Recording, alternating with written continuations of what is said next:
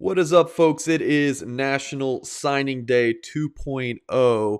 Notre Dame signed 26 players in the early signing period back in December, and 14 of them have already enrolled. So, for all things coverage of Notre Dame National Signing Day, make sure you go to blueandgold.com. For this video, we're going to be looking at those 14 early enrollees. Let's pop up the picture of those players here, Lou. I will read from left to right. Caleb Johnson, Ron Paulus, Ryan Barnes, Mitchell Evans, Will Schweitzer, Gabriel Rubio, Lorenzo Styles, Devin Alpew, Rocco Spindler, Philip Reilly, Blake Fisher, Jack Cohn, the Wisconsin graduate transfer quarterback, and then you have Kane Barong, Tyler Buckner, and Justin Walters. So, Lou, big group for Notre Dame, biggest in school history, right? Yeah, they had 10 a couple of years ago, reached double figures. 8 of the 17 last year also. It was one of the smaller classes, but from a percentage standpoint, it was I think, the highest ever at Notre Dame. And now you're up to 14. It's becoming more the rule rather than the exception, because early on, it started in 2006 with early entrants. You would have two or three. The first one had three, the next one had two or so. And for about 4 years or so, it was just two or three. And they were definitely the exceptions. But now they're becoming the majority. Yeah, I mean, 14, of 26 December signees, pretty big group there. So now, Lou, we want to get into five guys. I know you might want to have six, but the group that you feel like of those early enrollees that will make the most instant impact. Potentially as freshmen, Lou. So why don't you give us your first and tell us what you think about them?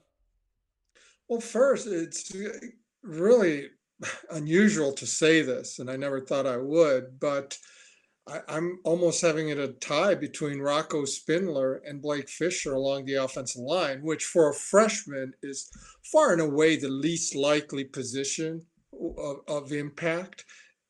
Back since 2007, Notre Dame has had 45 offensive linemen enroll. 42 of them were redshirted as freshmen. The three exceptions were, and they were all starters, at least part-time. The exceptions were Trevor Robinson in 2008. You had Steve Elmer in 2013. And then you had Robert Hainsey in a co-starting role at right tackle with sophomore Tommy Kramer. And the common thread in all three of those were they were early enrollees. So they were able to at least get that start. Now, there are also some depth issues in both 2008 and 2013 when Robinson and Elmer enrolled. Maybe not so much with Hainsey, but when you combine the fact that they can enroll early with the graduation of four starters along the offensive line, I can see those two at least vying to be in the two deep. And they have a solid three full units there. But I can see both of them. I view Blake sort of as a freshman year Aaron Banks. He may need to redefine his body some, get into that strength and conditioning program, learn. Because Aaron, I mean, he was a big, big man when he enrolled.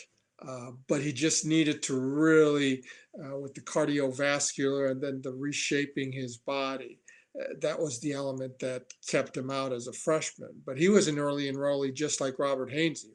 Robert was so ridiculously advanced technique-wise as a freshman, coming from IMG Academy, and just from day one had those qualities of leadership, which is why he became a two-time captain.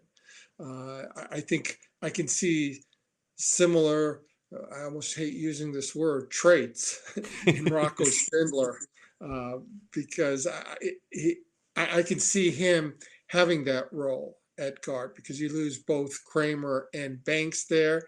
And I don't know if there's anyone really established enough there at the guard positions to just say, hey, this is mine. Maybe someone will emerge. But I think those two definitely have openings there because the tackle positions, I could see, Josh Lugg at one of the positions. Maybe Jared Patterson gets moved out there. So Zeke Carell, Jared Patterson again started off as a left tackle as a freshman. That's what he was recruited for. But if they feel Zeke is one of the five best and has to be in there at center, I could see him shifting out there. So the guard positions, I always remember Joe Moore saying everything starts, you got to get your two tackles, then your center, and then you work everything else from there with the guards.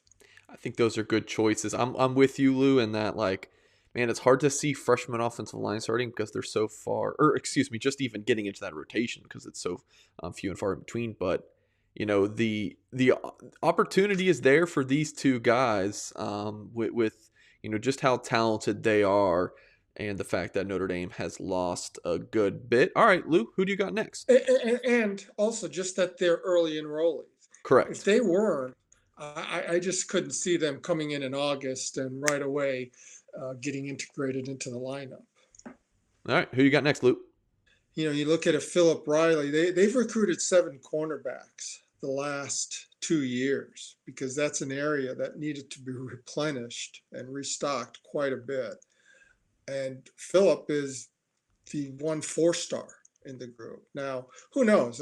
Somebody like a Clarence Ellis, he wasn't coming in with much fanfare last year, and you saw what he was able to do. But out of those 7, you certainly hope you can get 2, maybe even 3 who can be factors on the depth chart. That boundary cornerback position is open. He's listed at about 6'1".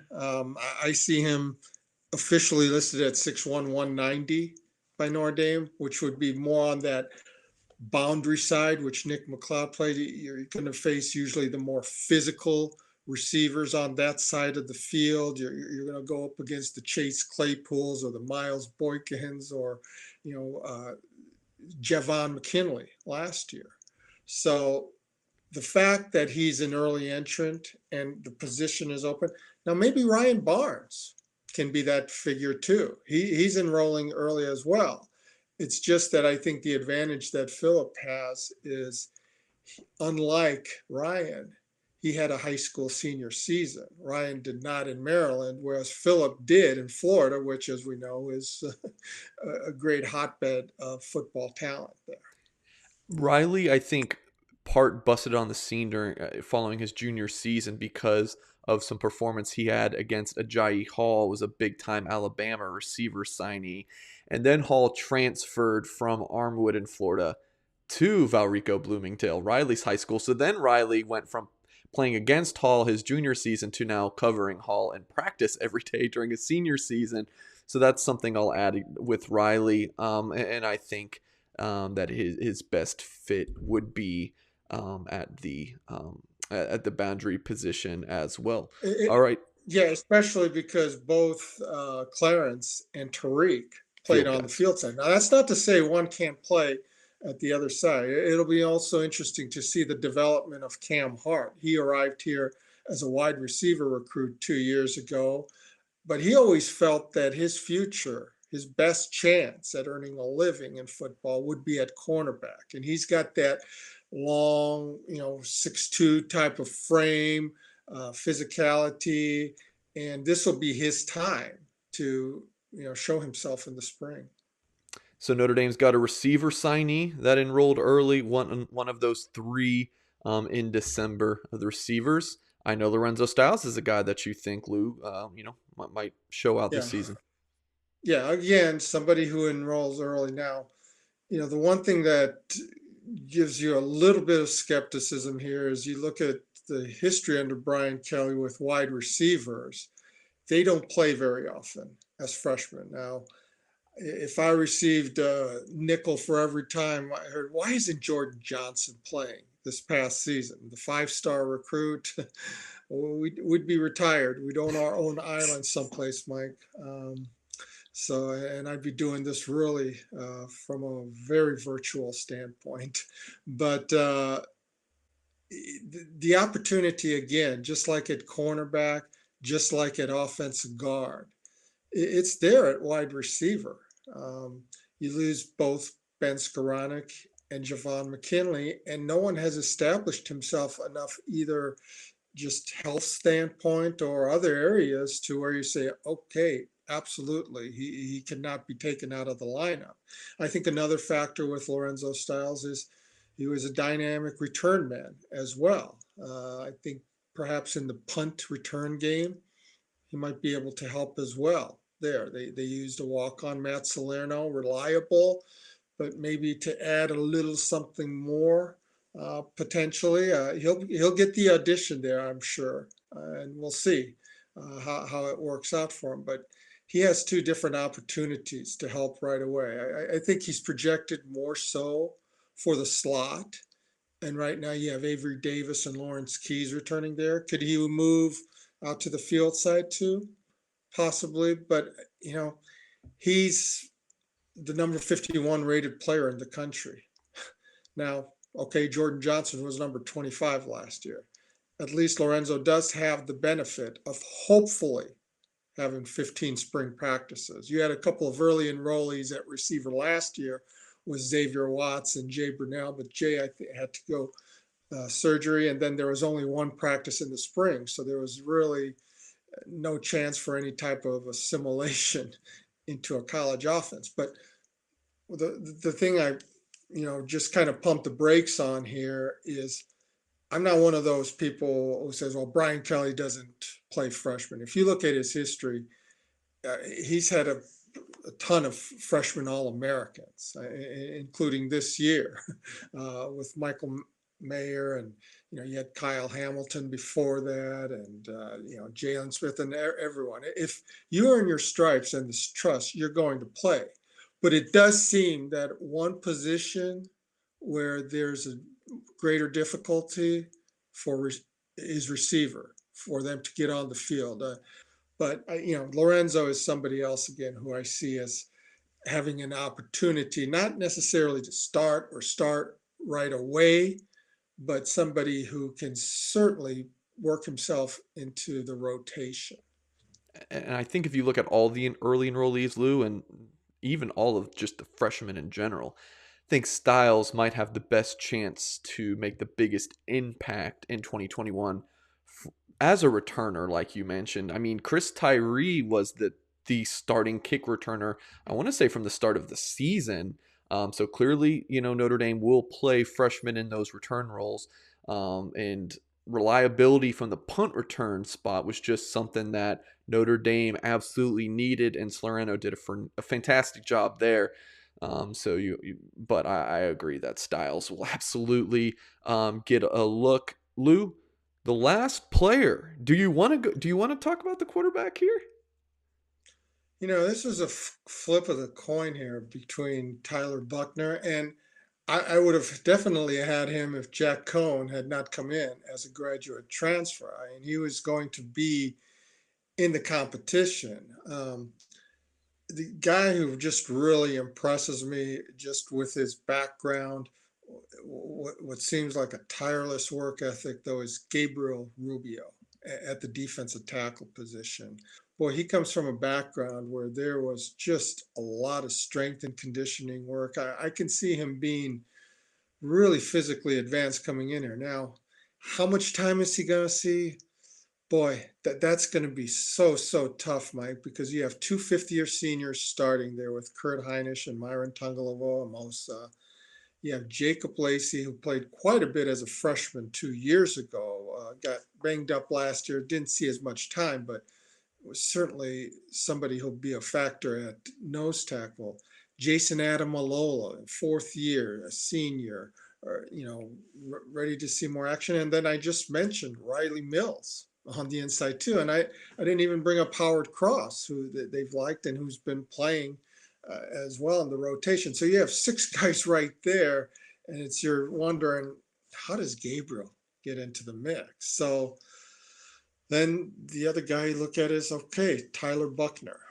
But there, again, just like we mentioned with Ryan Barnes, Tyler did not have a senior year in high school because of COVID-19, and really has had just that junior year. at a different high school where the competition level was not as strong. And now suddenly you're coming in without having that year of reps as a quarterback, no matter what the competition or anything else, just not having played football, being out there on the field in a while. That's tough. Now you combine the element. We just talked about how tough it is for receivers as Right. freshmen to get on the field at Notre Dame. You look at every quarterback since the Brian Kelly era, other than Tommy Reese in 2010, his first year when Dane Chris got injured and he was forced into action. Everett Golson, 2011, redshirted. Gunnar Kiel, 5-star in 2012, redshirted. Malik Zaire, 2013, redshirted. Future second round pick as a junior, Deshaun Kaiser, redshirted as a freshman. Brandon Wimbush was not, because both Golson and Zaire got injured and Golson transferred to Florida State for his 5th season. He was in there, but he redshirted the next year as a sophomore. Ian Book redshirted. Phil Dracovic, the next big thing, the savior for the program, redshirted as a freshman. So you see a pattern here. Right. It's just going to be very difficult. And also just the fact that he did not have a senior year in high school. So this is a coin flip just because of the situations both face from a depth and experience standpoint. I'll make the call for you, Lou, if you will allow me to. I will go of these two. I'll pick Rubio. I remember going into last season thinking that Michael Mayer was going to be just too talented to keep off the field because you bring back Brock Wright. Tommy Tremble's coming into his own. He's going to, take that mantle from Cole Kmet, George Takis. So we're thinking, man, where's Michael Mayer going to find the reps? But I just felt he was too good to keep off the field, and we saw what he did this season. I'm not going to say Gabriel Rubio is going to have a Michael Mayer type impact of a season, but he might be too good to keep off of the field. And the thing about Rubio that I love is, like when I see clips of him at like a camp kind of setting, after his rep is done, he sprints back in line. The kid's motor is incredible. So if you're in a third quarter situation, you put in Rubio, you're gonna have the freshest legs with an incredible motor. So I think Gabriel Rubio would be my choice here. Buckner, I think, will play this season, but I think only in 3 or 4 games. I think they're going to preserve his red shirt. But I do think Notre Dame's going to get Buckner's feet wet a little bit because that staff, guys, loves Tyler Buckner. If Lou mentioned that Dracovic was going to be the savior of the program, I think now that might be Buckner.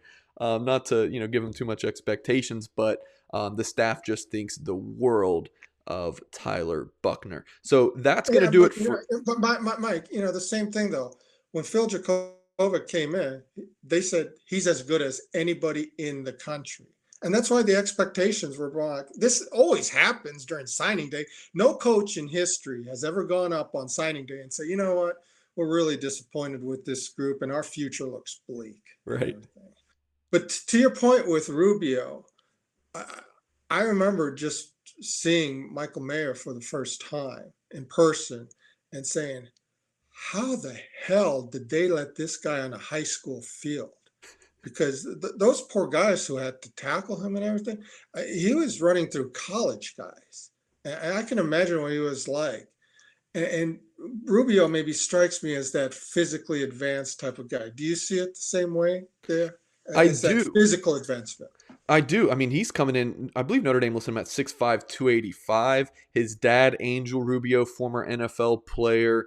I want to say it was Gabriel Rubio's doing workouts with a fire hydrant. Like the dude is an animal.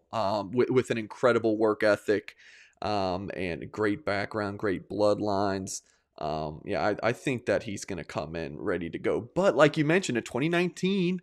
And 2020, you had true freshmen in there at the 3 technique. Those guys are still here in Jacob Lacey and Reilly Mills. So, there's a lot of guys ahead of them. All right, that will do it for this video. Appreciate you guys watching and stick around to the end here. Please like the video. Subscribe to our channel if you're not. And make sure to go to blueandgold.com for all of your Notre Dame football recruiting coverage and use the promo code Irish60 to get 2 months free of premium access.